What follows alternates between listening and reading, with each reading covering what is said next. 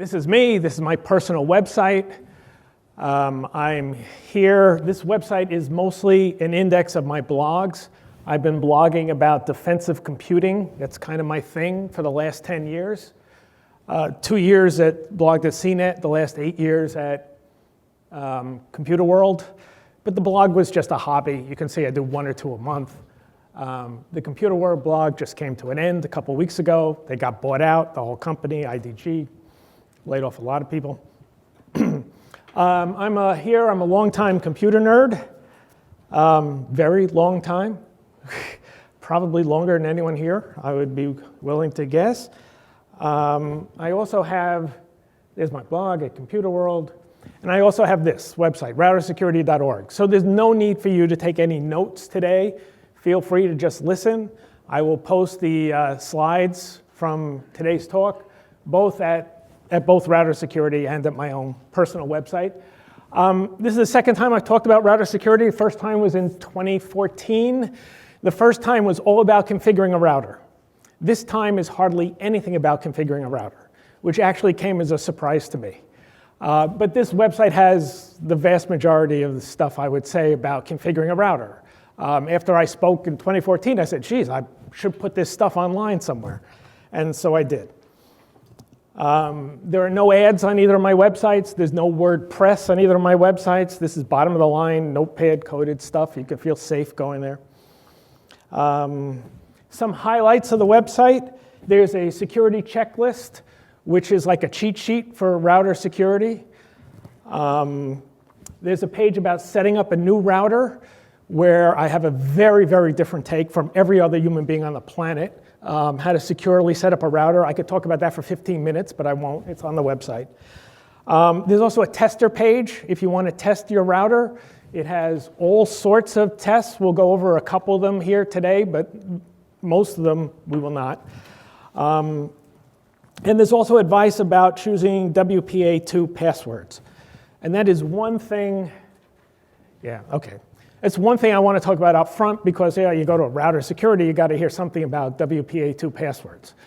The important thing, of course, is that WPA2, everyone's heard of crack lately, last couple weeks, no big deal. Doesn't change any of the rules at all. Everyone has to install bug fixes, so what else is new?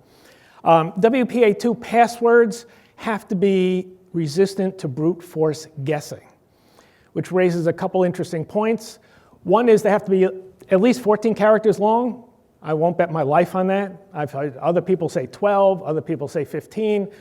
It depends on the assumptions you made for the horsepower used to guess your passwords. Certainly, battery horse staple is not a good password. I'm sure a lot of you get that reference. 3 words. I just saw an article recently that analyzed how 3 words are easily guessable. WPA2 passwords can be 63 characters long. Any bad guy in the world can guess your password. The crack flaw from a couple weeks ago was famous for the handshake when a new device joins a router network. There's a 4-way handshake. Bad guys can capture that handshake. This has nothing to do with the crack flaw. Bad guys can capture that handshake, take home those packets that were exchanged back and forth, and brute force guess billions of guesses a second. How many billions a second? What's the difference? The point is billions of guesses a second. The interesting thing, though, is, of course, bad guys have access to massive databases of every password that's ever been used in a data breach. So you think outside on 6th Avenue, all those thousands and thousands of people, all their passwords, forget words in the dictionary. All right, don't use words in a dictionary. Don't use 3 words in a dictionary. But if you want to secure WPA2 password, you have to never use a router that anyone else has, never use a password that anyone else has ever used, ever. Even if it's 14, 15 characters long, if it's like Denver 2014 or whatever, Poughkeepsie 2013, it could be long, but if any human being in the world has ever used that password, it's not secure because bad guys can make billions of guesses a second. So there is some advice on the website here about how to pick a password that no human being has ever used before.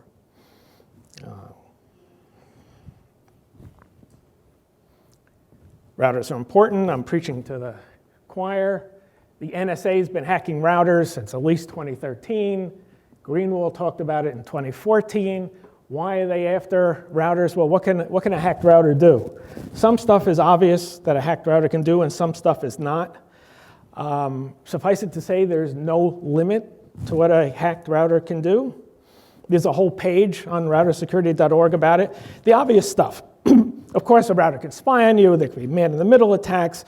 It can send you to scam websites, a bad DNS server. You think you're at Citibank.com, but you're at the Russian mafia's copy of Citibank.com. You enter the password. Thank you very much. You've given it to the Russian mafia. That's easy. That's trivial. In fact, changing DNS servers on routers is like the classic attack for routers.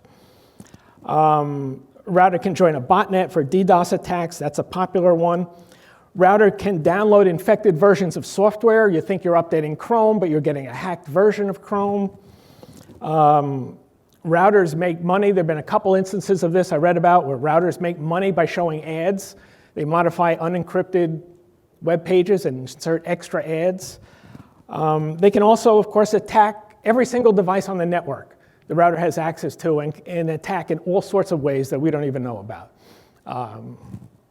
So another thing is a router can change data. Back a few months ago, Donald Trump met with Putin. There was one translator there. Suppose Donald Trump said, hey, I love that chocolate cake. The translator says to Putin, he doesn't give a damn about NAFTA.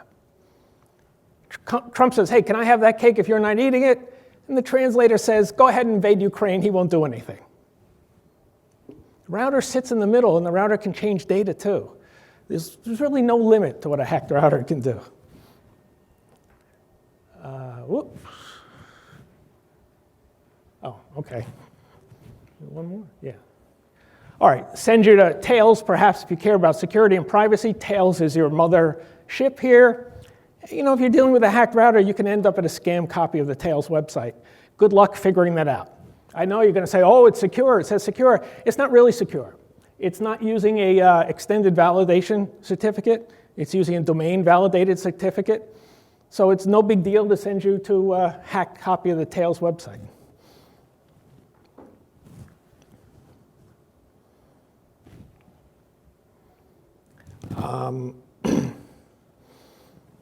Very common. One thing I did not know a lot of back in 2014, those of you who have web browsers open and alive and attack, try to go to ipx.ac. There are, on the website, there's a list of about 7 or 8 websites that will show you what your DNS servers are. Modifying the DNS servers was a classic router attack, which is how you end up at a scam copy of Citibank. So it's always good to know which DNS servers you're dealing with. Another one is dnsleaktest.com. There's a whole bunch of websites. You really, really want to be in the habit of knowing what DNS servers you're dealing with whenever you're dealing with a router, even your own. One thought was to make one of these websites your browser homepage. And by the way, those of you who are real networking nerds think you'll never fall prey to a hacked DNS server because your computing device has hard-coded DNS servers. You're using Google's 888 or OpenDNS or whatever. You know, the router has the final word on that. The router sees you doing UDP. The router sees you going to port 53. And you know, the router can answer your DNS requests and the heck with what you've asked for. So there's no limit to what a hacked router can do. OK, how did I get onto router security? I got onto it way back when, at the end of 2011, with WPS. How many people are familiar at all with WPS? It got some publicity. I see it didn't get a lot of publicity. It's a standard from the Wi-Fi Alliance. This is the same group that gave us WEP, introduced in 2007. It's an alternate on-ramp to a Wi-Fi network. You don't need a password. That's why passwords, we don't need no stinking password. What you need is a WPS PIN code. It is basically, it's a backdoor. Does anyone know what movie that's from? It was actually Badges. We don't need no stinking badges. What movie is that from? Treasure of the Sierra Madre. Yeah. Yeah, I love that line, so I borrowed it. So WPS was intended for devices that did not have a keyboard, so they couldn't enter a password. Here you go. If a router supports WPS, there's going to be a little button for it somewhere on the router. Wi-Fi networks coming from a router that supports WPS will indicate them if you do a LAN scan with a good LAN scanning program. The S in WPS stands for setup. So way back when, in 2007, it would make it easier for you to set up a brand new Wi-Fi network. Nobody does that. Nobody ever did, I don't think. And it's identified by an 8-digit PIN. So WPS, all the devices involved with WPS have an 8-digit number, PIN code associated with them. Here's from the bottom of some consumer router, some ASUS router. There's its WPS PIN code. WPS runs in 4 different modes. The setting up a new network was one no one used. Here are the 3 modes at the bottom. This is from a Linksys router. Push button, router pin, and device pin. Push button was intended for things like this. You push a button on the router. We saw the whoops button. Then you push a button on your little toy here, and they talk to each other, no password needed. The other method, what do they call it? Device pin. Each WPS device has a serial number, a PIN code. You can go into your router, enter the PIN code for any particular wireless device, and the router will accept that onto the network. No Wi-Fi passwords needed. That is like the least interesting. But here's the most interesting one. The router itself has a PIN code. And a wireless device can get on a network regardless of the passwords. Nothing to do with passwords. 18-character passwords makes no difference. Router can get onto the Wi-Fi network just by giving the router a wireless client can get on just by giving the router its router's PIN code. And this is an Abbott and Costello joke.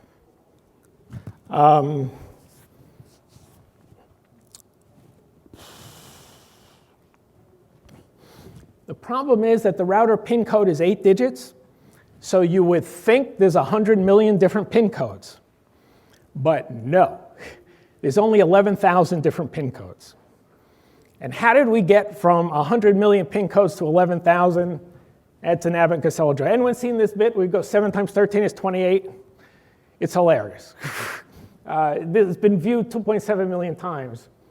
He starts out 7 into 28 is 13. That's not so interesting. You know, he owns his landlord rent. He owns 7 weeks rent. He gets $13 a week, so he gives him 28 bucks. And he's proving that 7 times 13 is 28. It's really pretty funny. But that's what happened with whoops PIN codes. PIN code was 8 digits. First thing we do is throw away 1 digit because it's a checksum. We're left with 7 digits. Still, that's what, 10 million possible PIN codes? But no. Wireless clients, when they talk to a router, they give it 4 digits first. And the router says, oh yeah, those are the right 4 digits. Then it gives it 3 more digits. 4 digits, 10,000 possibilities. 3 digits, 1,000. We're down to 11,000 possible PIN codes.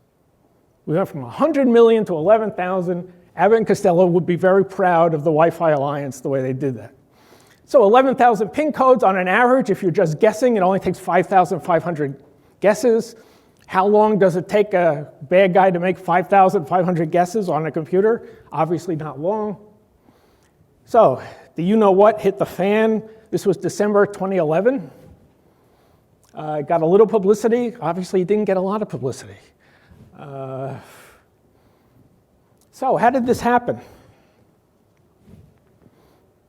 You tell me. I don't really know. How did we get from an 8-digit PIN code to 11,000 possible PIN codes? Was this incompetence by the Wi-Fi Alliance? This is the same company that gave us WEP encryption. Or was this done on purpose? I don't know. We have to decide for ourselves. Back in 2007, it was released in 2007, so it's probably developed in 2006. Nobody was using HTTPS in 2006. So if you got on someone's network, you could spy on them pretty well. There was rate limiting in the spec. So you're not supposed to be able to make 10 guesses a second. After a while, if there's a certain number of bad guesses, you're supposed to be timed out.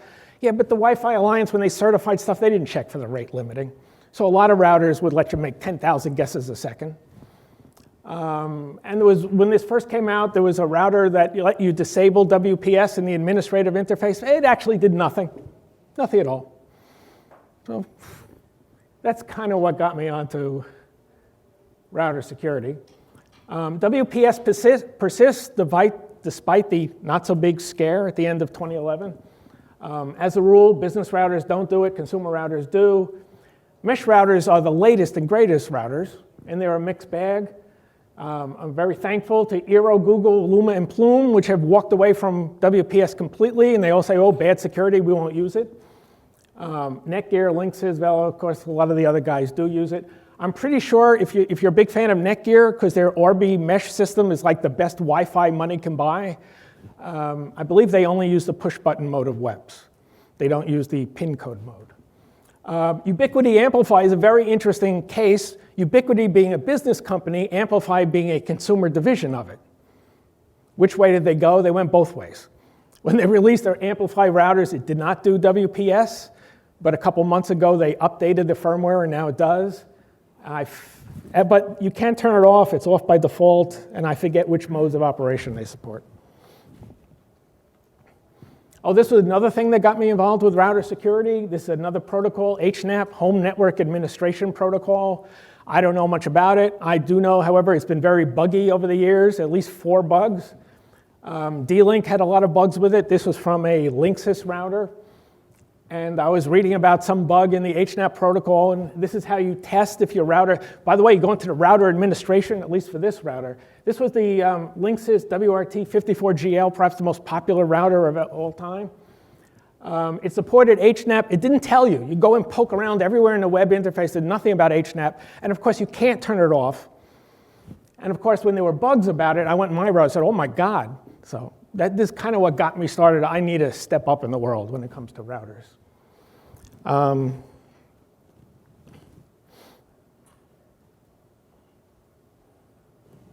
By the way, the O'Reilly 17 Wi-Fi network for here, no WPS. It's a business router. I don't know what hardware they're using, but obviously it's business.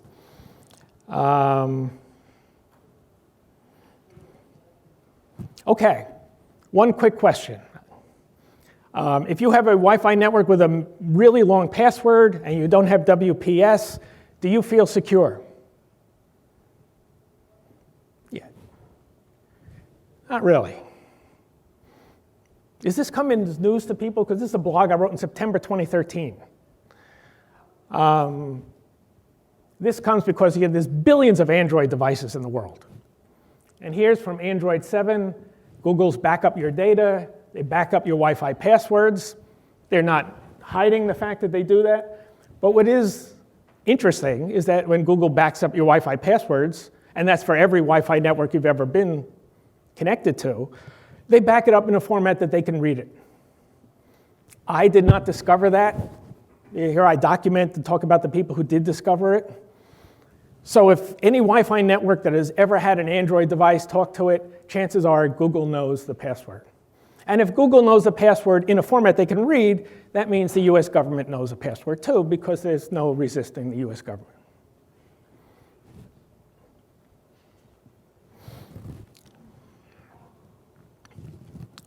Okay, router security gets no respect.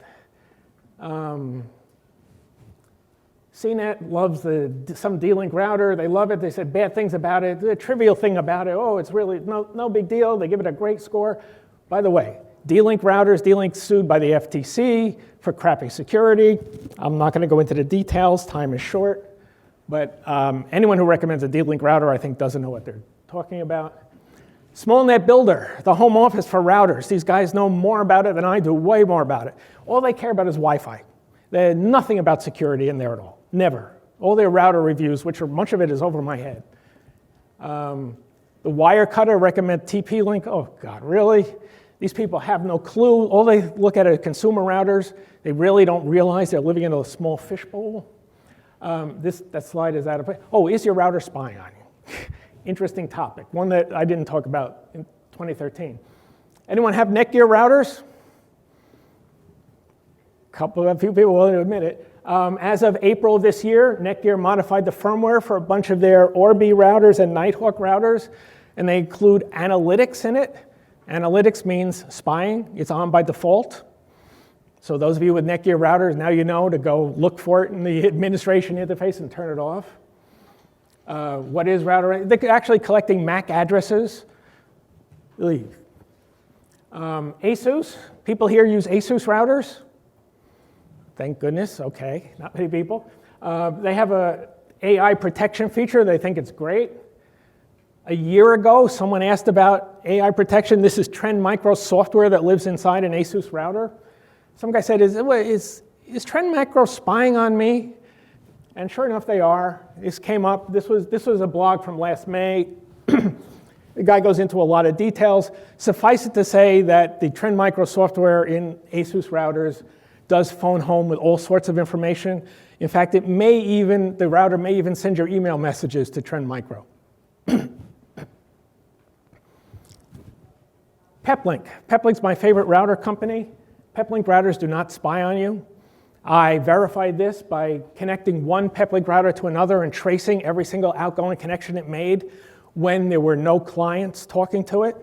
And I verify here, you can see it's going to DPT, destination port 123, protocol UDP. It's just phoning home to learn the time of day. That's the only thing it does on its own without any clients talking to it. Peplink routers do not spy on you. Has anyone ever traced, by the way, the outgoing connections from Amazon Echo? It's phoning home all the time. All the time, even when you're not talking to it. I don't know if anyone's traced a Roku box. Yeah, Roku's big. They like to use DNS 88888. God knows what they're doing. They're phoning home all the time. At least Peplink, I can promise you, is not spying on you in any way, shape, or form. Do not trust.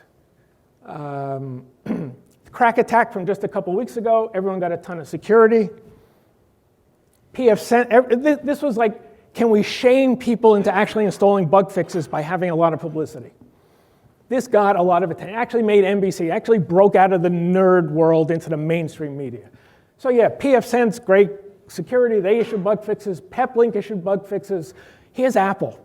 Anyone here have Apple routers? Here's Apple. Apple was notified about the crack flaw at the end of August. And Apple sells routers. There you go, you can buy it today. Airport Extreme, $200. Apple was the only company that said nothing about the crack flaw. Even D-Link and ASUS, ASUS and D-Link were both sued by the FTC for crappy security. Even they at least issued statements they're going to look into it. Apple said nothing, absolutely nothing. So there you go about trusting Apple. Port 327060, oh, this is one of my favorite stories. January 2014, yeah, some router bugs. So what? No big deal. I wrote about it at the time. Let me see. And they were quickly fixed. This was a guy named, yeah, time is short.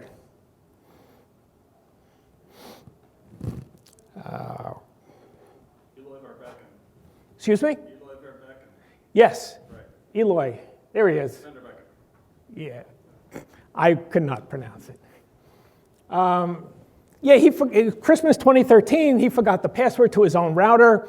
He's obviously a very good hacker. He looked at the firmware.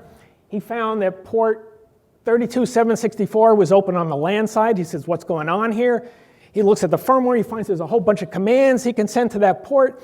Basically, anyone who doesn't know the router password can learn the router password. They can do all sorts of things, make the router dance and sing, no password needed, because a port 3264 was open. And he reported this. People had seen that open port way back when, years ago, didn't know what to make of it.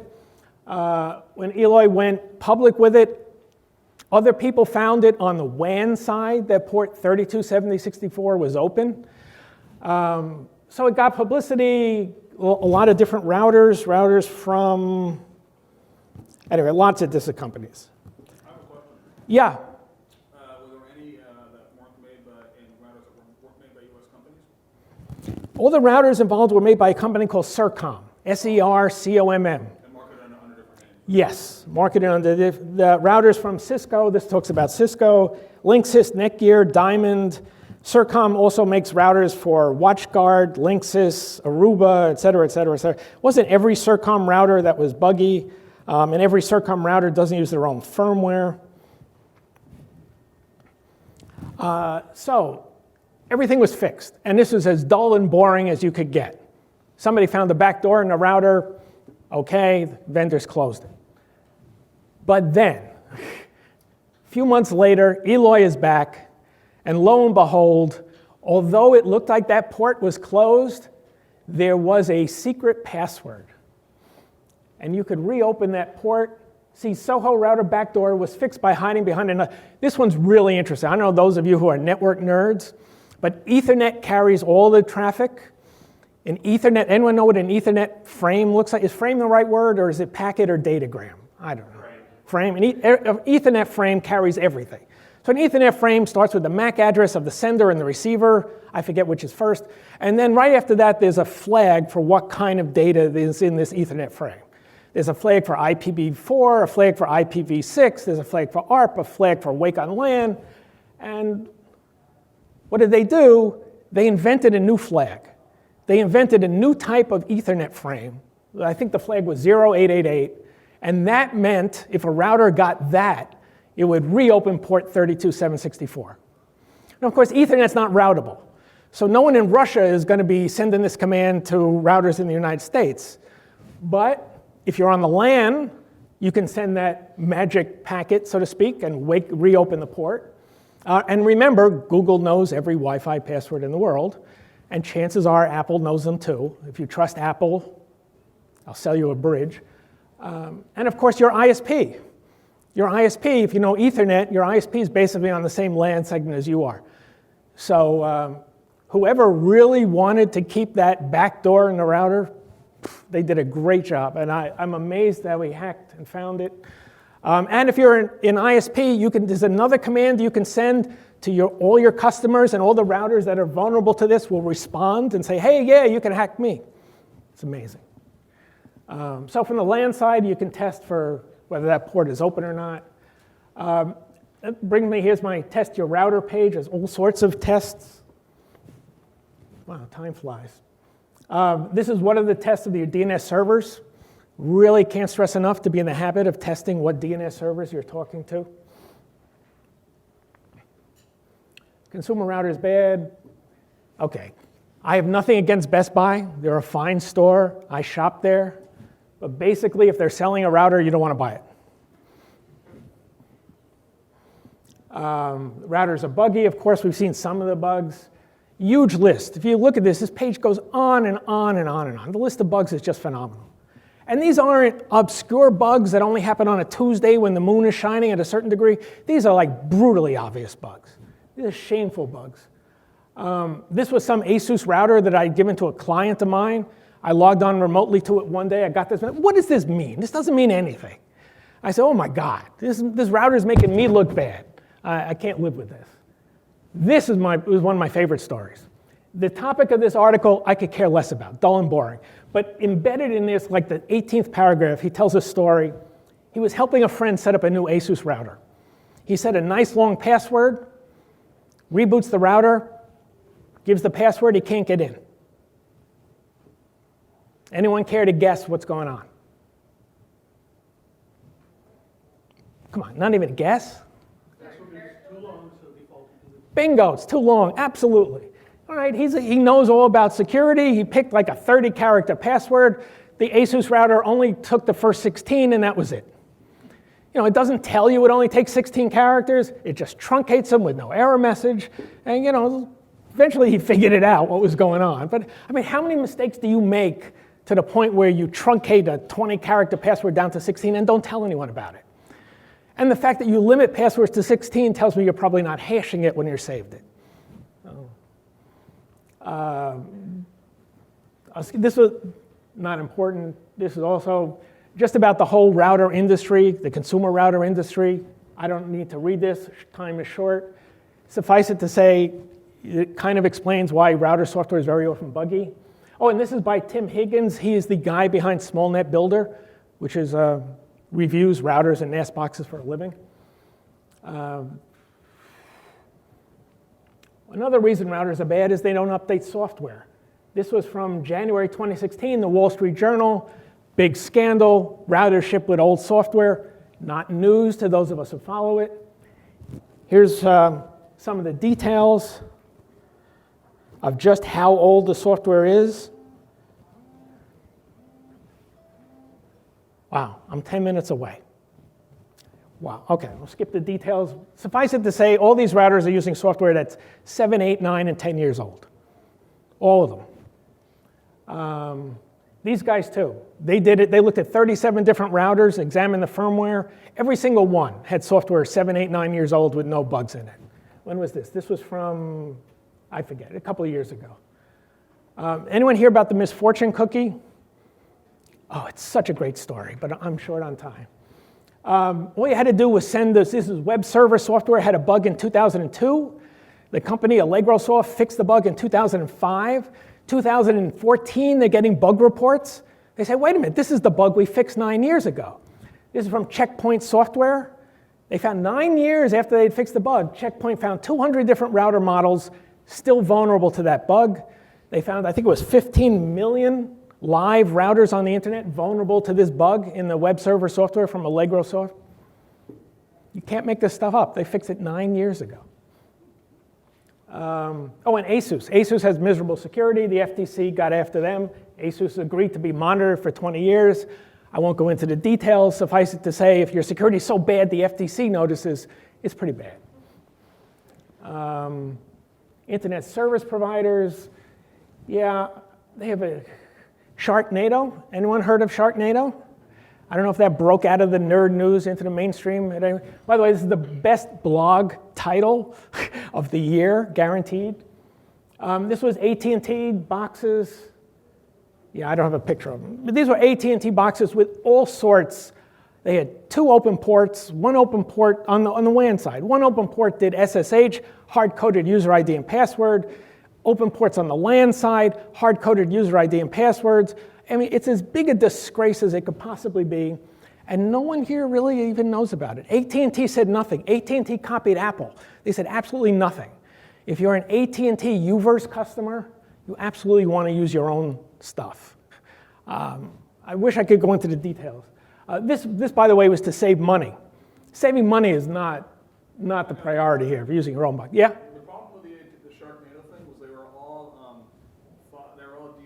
ADSL routers. You pretty much got to use them and subscribe to Verizon's Fios service. What they do is you take fiber to a certain access point, but then it's copper wire to your house, and you need a specific DSL router to use it. So you can't swap out. You can't swap in your own stuff. Oh, really? Well, you could swap in. You could swap in a modem. All right. Your own router, but it's still going to be susceptible. All right, this is such a great story, but time doesn't allow. This is from Esset, We Live Security, Esset, the antivirus company. They found FinFisher, which is spyware, official spyware being installed. They found that 2 separate ISPs in 2 separate countries assisted in installing this FinFisher. They did not name which country it was. And of course, everyone heard about, was it back in March, that ISPs got the US government to let them sell your browsing history. You know, that didn't happen by accident. They lobbied for that. So yeah, I would not use any hardware from my internet service provider. And oh, I wish I could tell you this story, maybe afterwards if you want to hear. Oh. Mostly trusted routers.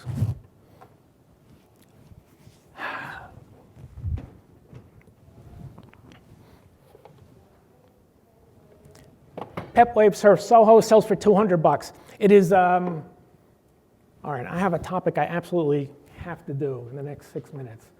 Let me get ahead.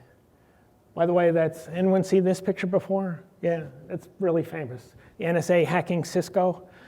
So you say, oh, you know, avoid all the consumer routers. Yeah, sure, but, you know, Cisco.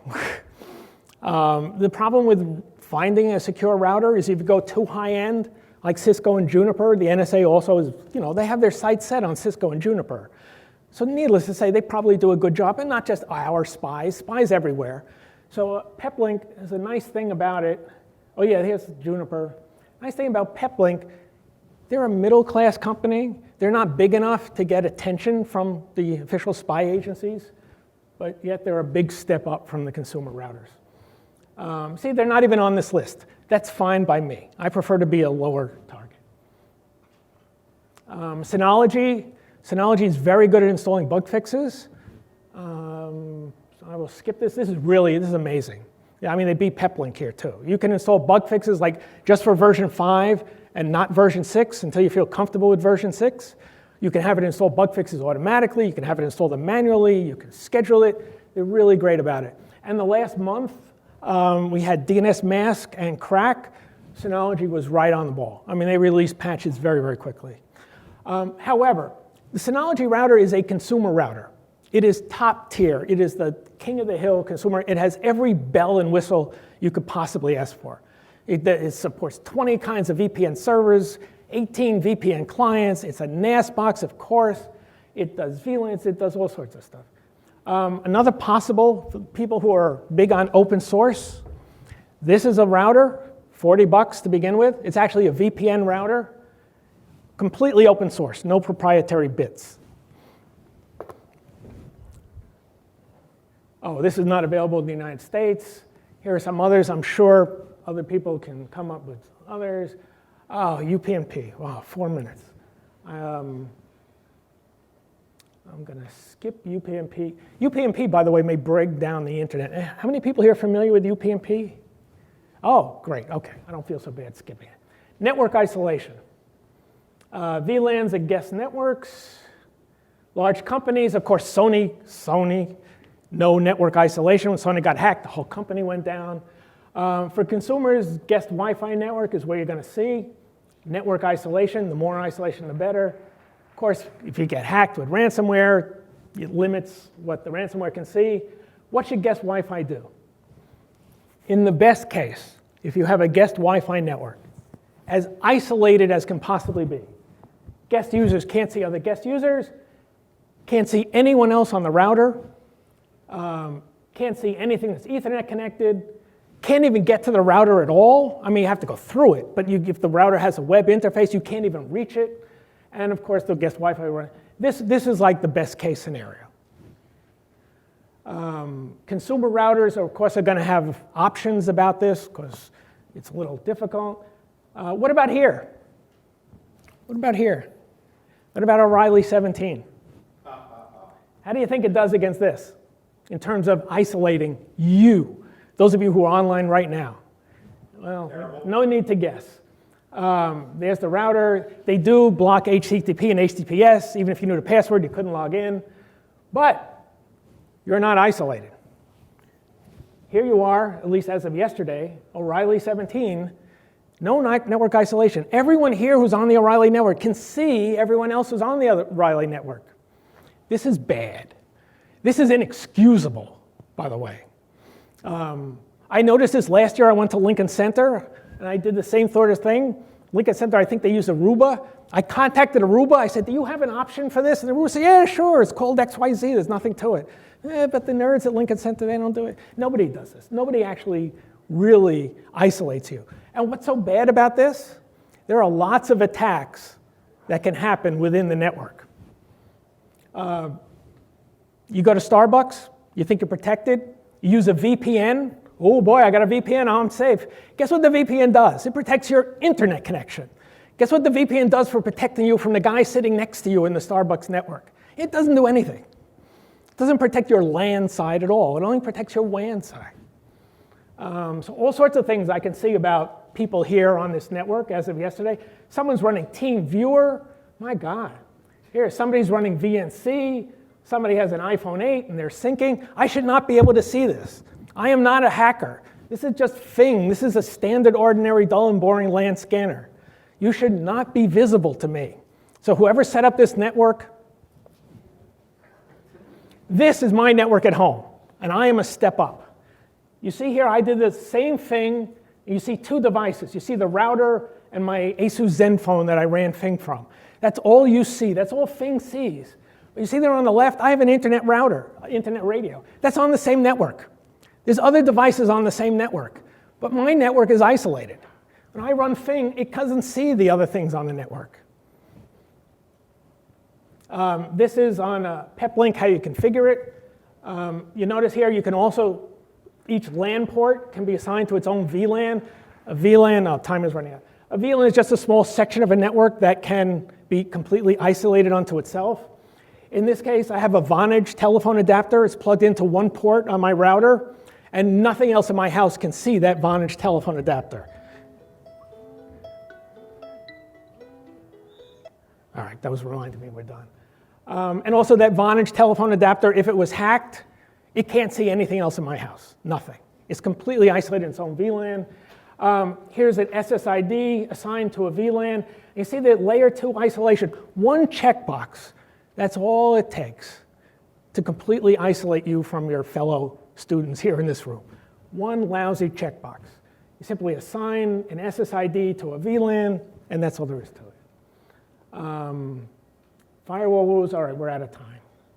Modems are computer tubes. Did anybody get access to those modems? All right, we have to end, I'm sorry. Too much stuff.